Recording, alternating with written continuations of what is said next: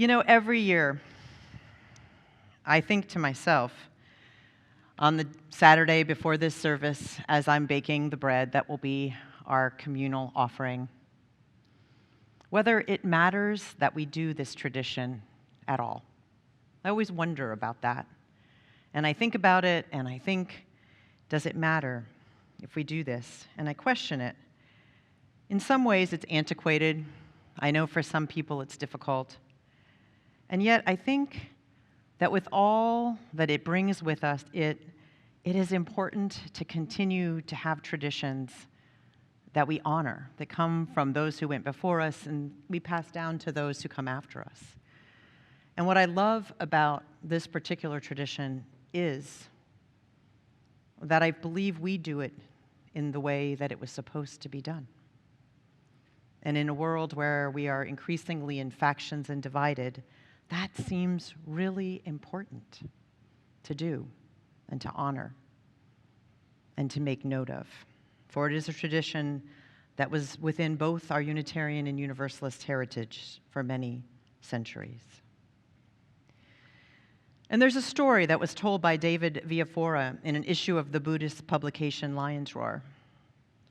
And it goes like this. One day, Ananda and the Buddha were sitting alone on a hill together overlooking the plains of the Ganges, and having served as the Buddha's attendant for many years, Ananda often shared his reflections and insights with him. And this afternoon, Ananda said, "And dear respected teacher, it seems to me that half of the spiritual life is good friendship, good companionship, and good comradeship." And I imagine that Ananda said this with some level of confidence for praising the merits of spiritual friendship in this way. But the Buddha quickly corrected him. "Not so, Ananda, not so." Ouch. Perhaps Ananda wasn't expecting such a stern rebuke, but the Buddha was offering a powerful teaching. He continued, "This is the entire spiritual life, Ananda. That is, good friendship, good companionship, good comradeship. When a monk has a good friend, a good companion, a good comrade, it is to be expected that he will develop and cultivate the Noble Eightfold Path, which is, of course, at the heart of the Buddha's teachings. So I think this issue of how we come together and how we build community, a community of memory and hope, a community that is supporting traditions, is really important in our time. Amani Joy Samuels is an advocate for rest, especially for Black women, and she notes that our biological nature is to be relatedness, to be related. She says, yes, we all need time for aloneness, and that's part of our nurture and our ways of replenishing ourselves, but we also need one another. We need room for true relationship, which takes time, people who give us confidence, someone who is whose consciousness is in dialogue with your consciousness. Our consciousness answers one another and thrives off of that, she says. Trees do that. Mushrooms do that. That's how the ecosystem works.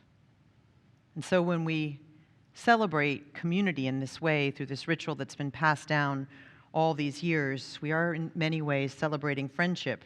Friendship that Villafora says, friendships that embody safety, intimacy, and compassion are what people everywhere in our ailing world need. It's what they're hungry for, and it's what we need to heal. So that is what I believe we celebrate each year that we gather, and those are the intentions that were baked into the bread that many of you had today. You know, companionship comes in many forms. Some companions are lifelong and others are ethereal, and yet often at the end of our harvest meal, people will ask, how many people did we feed? And the question isn't just about the body. The question is also about the spirit. How many spirits felt connected? How many people felt a connection? And that's why I think this year there was a space and graciousness, because that was the spirit of our meal this year.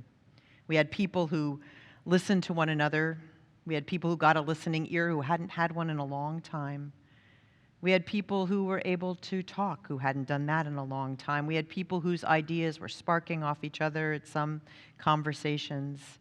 And there were some that were simply there making sure it happened in the manner of our little kitchen, the story that Travis showed, chopping and peeling and sautéing. It was a wonderful experience that way. David Villafora says there are times of isolation, loneliness, and craving for connection, and there are opportunities to reflect on one's capacity to be a friend to others. The safest way, he says, to make good friends is to strengthen one's own gifts for friendship.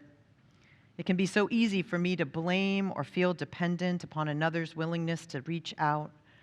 But if I really want to grow the friendship, then it's crucial for me to examine what it is exactly that I am offering. I have heard, he says, Thich Nhat Hanh share with us countless times, but especially when a conflict arose in the Sangha, brotherhood and sisterhood always begin with oneself.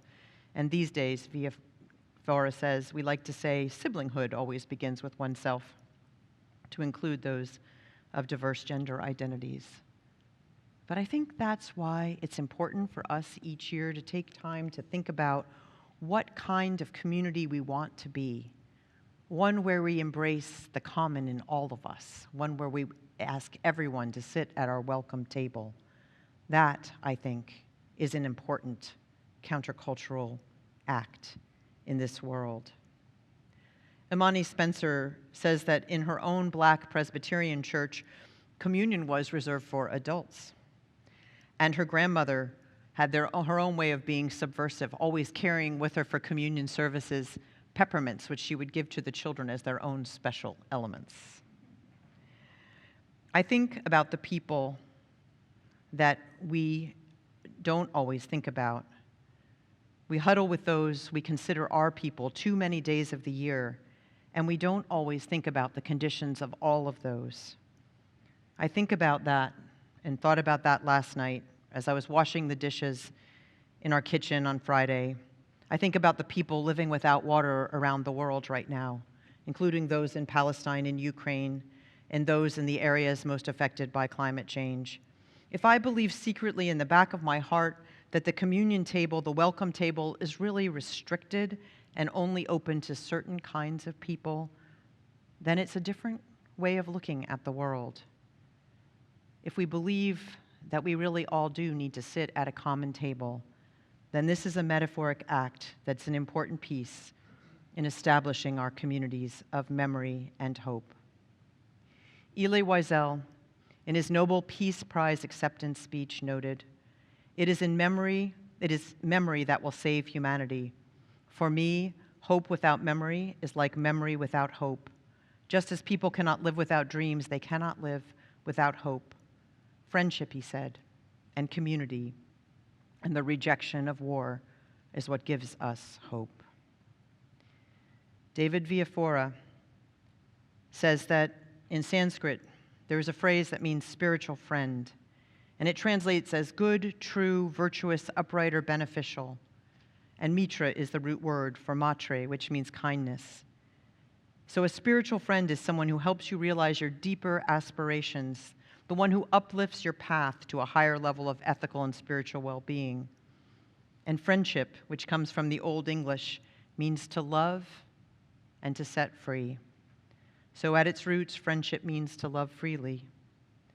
And these words point out a selfless kindness towards others that in this world we need to be reminded of. We are a place where we share many things. On Friday, that was food. Sometimes it's ideas. There are many different traditions.